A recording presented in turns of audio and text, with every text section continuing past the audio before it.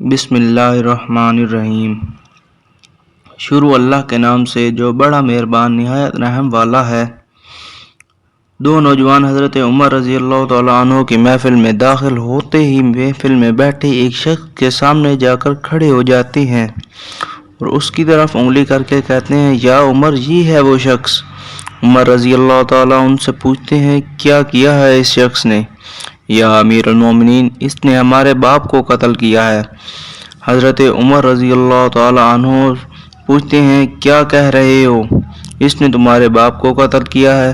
حضرت عمر رضی اللہ تعالیٰ عنہ اس شخص سے مخاطب ہو کر پوچھتے ہیں، کیا تو نے ان کے باپ کو قتل کیا ہے؟ وہ شخص کہتا ہے، ہاں امیر المومنین، مجھ سے قتل ہو گیا ان کے باپ۔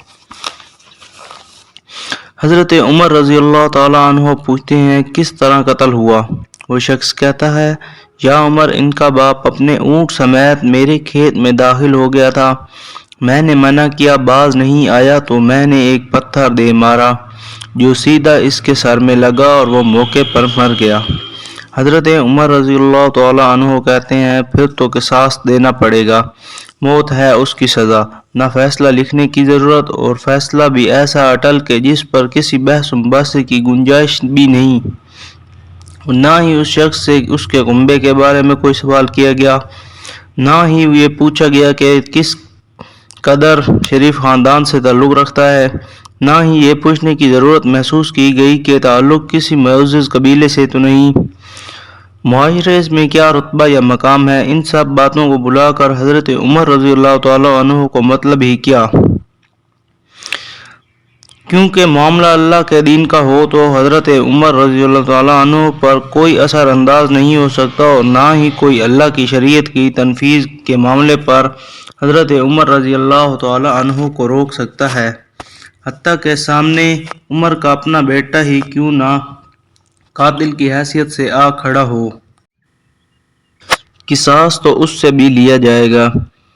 وہ شخص کہتا ہے، اے امیر المومنین، اس کے نام پر جس کے حکم سے یہ زمین و آسمان قائم کھڑے ہیں، مجھے صحرا میں واپس اپنی بیوی بچوں کے پاس جانے دیجیے تاکہ میں ان کو بتاؤں کہ میں قتل کر دیا جاؤں گا، ان کا اللہ اور میرے سوا کوئی آسرا نہیں، میں اس کے بعد واپس آ جاؤں گا۔ حضرت عمر رضی اللہ تعالیٰ عنہ کہتے ہیں، کون تیری ضمانت دے گا کہ تو صحرا میں جا کر واپس بھی آ جائے گا؟ مجمع پر ایک خاموشی چھا جاتی ہے، کوئی بھی تو ایسا نہیں جو اس کا نام تک بھی جانتا ہو۔ اس کے قبیلے، خیمے یا گھر وغیرہ کے بارے میں جاننے کی معاملہ تو بعد کی بات ہے، کون ضمانت دے سکے؟ کیا یہ درس درہم کے ادھار یا زمین کے ٹکڑے یا کسی اونٹ کے سودے کی ضمانت کا معاملہ ہے؟ ادھر تو ایک گردن کی ضمانت دینے کی بات ہے جسے تلوار سے اڑا دیا جانا ہے، اور کوئی بھی تو ایسا نہیں جو اللہ کی شریعت کی تنفیذ کے معاملے پر حضرت عمر رضی اللہ تعالیٰ عنہ سے اعتراض کرے یا پھر اس شخص کی سفارش کے لیے ہی کھڑا ہو جائے، اور کوئی ہو بھی نہیں سکتا جو سفارشی بننے کی سوچ سکے۔ محفل میں موجود صحابہ پر ایک خاموشی سے چھا گئی۔ اس صورتحال سے خود حضرت عمر رضی اللہ تعالیٰ عنہ بھی متاثر ہیں، کیونکہ اس شخص کی حالت نے سب کو ہی حیرت میں ڈال کر رکھ دیا ہے۔ کیا اس شخص کو واقعی قصاص کے طور پر قتل کر دیا جائے اور اس کے بچے بھوکوں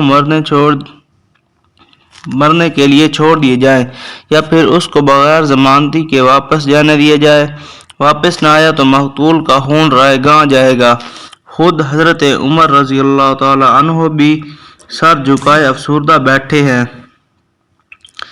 اس صورتحال پر سر اٹھا کر التجا بھری نظروں سے نوجوان کی طرف دیکھتے ہیں۔ معاف کر دو اس شخص کو۔ نوجوان اپنا آخری فیصلہ بغیر کسی جھجک کے سنا دیتے ہیں، نہیں امیر المومنین، جو ہمارے باپ کو قتل کرے اس کو چھوڑ دیں، یہ تو ہو ہی نہیں سکتا۔ حضرت عمر رضی اللہ تعالیٰ عنہ ایک بار پھر مجمع کی طرف دیکھ کر بلند آواز سے پوچھتے ہیں، اے لوگوں، ہے کوئی تم میں سے جو اس کی ضمانت دے؟ حضرت ابو ذر غفاری رضی اللہ تعالیٰ عنہ اپنے زہد و صدق سے بھرپور بڑھاپے کے ساتھ کھڑے ہو کر کہتے ہیں، میں ضمانت دیتا ہوں اس شخص کی۔ حضرت عمر رضی اللہ تعالیٰ عنہ کہتے ہیں ابو ذر اس نے قتل کیا ہے۔ حضرت ابو ذر رضی اللہ تعالیٰ عنہ اپنا اٹل فیصلہ سناتے ہیں چاہے قتل ہی کیوں نہ کیا ہو۔ حضرت عمر رضی اللہ تعالیٰ عنہ جانتے ہو اسے؟ حضرت ابو ذر رضی اللہ تعالیٰ عنہ نہیں جانتا۔ حضرت عمر رضی اللہ تعالیٰ عنہ تو پھر کس طرح ضمانت دے رہے ہو؟ حضرت ابو ذر رضی اللہ تعالیٰ عنہ میں نے اس کے چہرے پر مومنوں کی صفات دیکھی اور مجھے ایسا لگتا ہے کہ یہ جھوٹ نہیں بول رہا، انشاءاللہ لوٹ کر واپس آ جائے گا۔ حضرت عمر رضی اللہ تعالیٰ عنہ حضرت ابو ذر دیکھ لو اگر یہ 3 دن میں لوٹ کر نہ آیا تو تیری جدائی کا صدمہ دیکھنا پڑے گا۔ حضرت ابو ذر رضی اللہ تعالیٰ عنہ اپنے فیصلے پر ڈٹے ہوئے جواب دیتے ہیں امیر المومنین پھر اللہ مالک ہے۔ حضرت عمر رضی اللہ تعالیٰ عنہ سے 3 دن کی مہلت پا کر وہ شخص رخصت ہو جاتا ہے، کوئی ضروری تیاریوں کے لیے بیوی بچوں کو الوداع کہنے، اپنے بعد ان کے لیے کوئی راہ دیکھنے اور پھر اس کے بعد قصاص کی ادائیگی کے لیے قتل کیے جانے کی غرض سے لوٹ کر واپس آنے کے لیے، اور پھر 3 راتوں کے بعد حضرت عمر رضی اللہ تعالیٰ عنہ کیسے اس امر کو بلا پاتے؟ انہوں نے تو ایک ایک لمحہ گن کر کاٹا تھا۔ اظہر کے بعد شہر میں صلاۃ جمعہ کی منادی پھر جاتی ہے، نوجوان اپنے باپ کا قصاص لینے کے لیے بے چین اور لوگوں کا مجمع اللہ کی شریعت کے تنفیذ دیکھنے کے لیے جمع ہو چکا ہے۔ حضرت ابو ذر رضی اللہ تعالیٰ عنہ بھی تشریف لاتے ہیں اور آ کر عمر رضی اللہ تعالیٰ عنہ کے سامنے بیٹھ جاتے ہیں۔ حضرت عمر رضی اللہ تعالیٰ عنہ سوال کرتے ہیں کدھر ہے وہ آدمی؟ حضرت ابو ذر رضی اللہ تعالیٰ عنہ مختصر جواب دیتے ہیں مجھے کوئی پتہ نہیں ہے یا امیر المومنین۔ حضرت ابو ذر رضی اللہ تعالیٰ عنہ آسمان کی طرف دیکھتے ہیں جدھر سورج ڈوبنے کی جلدی میں معمول سے زیادہ تیزی کے ساتھ جاتا دکھائی دے رہا ہے۔ محفل میں ہو کا عالم ہے، اللہ کے سوا کوئی نہیں جانتا کہ آج کیا ہونے جا رہا ہے۔ یہ سچ ہے کہ حضرت ابو ذر رضی اللہ تعالیٰ عنہ عمر رضی اللہ تعالیٰ عنہ کے دل میں بستے ہیں۔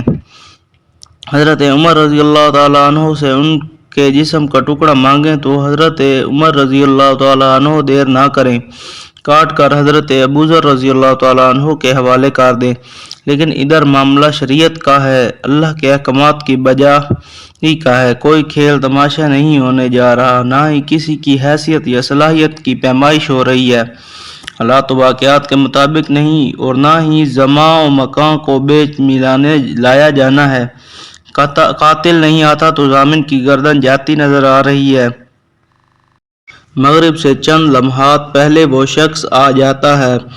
بے ساختہ حضرت عمر رضی اللہ تعالیٰ عنہ سے کے منہ سے اللہ اکبر کی صدا نکلتی ہے، ساتھ ہی مجمع بھی اللہ اکبر کا ایک بھرپور نعرہ لگاتا ہے۔ حضرت عمر رضی اللہ تعالیٰ عنہ اس شخص سے مخاطب ہو کر کہتے ہیں اے شخص اگر تو لوٹ کر نہ بھی آتا تو ہم نے تیرا کیا کر لینا تھا، نہ ہی تو کوئی تیرا گھر جانتا تھا اور نہ ہی کوئی تیرا پتہ جانتا تھا۔ وہ بولا امیر المومنین اللہ کی قسم بات آپ کی نہیں ہے، ذات کی ہے جو سب ظاہر و پوشیدہ کے بارے میں جانتا ہے۔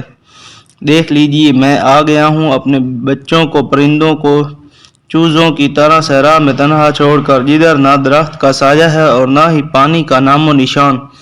میں قتل کر دیے جانے کے لیے حاضر ہوں، مجھے بس یہ ڈر تھا کہیں کوئی یہ نہ کہہ دے کہ اب لوگوں میں سے وعدہ کا ایفا ہی اٹھ گیا ہے۔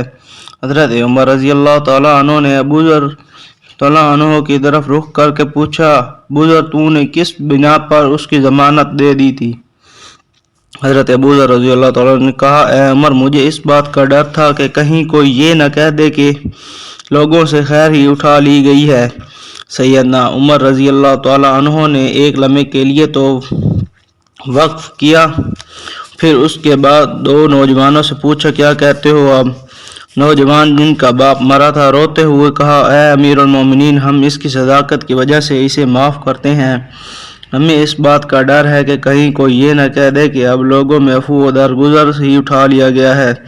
حضرت عمر رضی اللہ تعالیٰ عنہ اللہ اکبر پکار اٹھے اور آنسو ان کی داڑھی کو تر کرتے نیچے گرنے لگے۔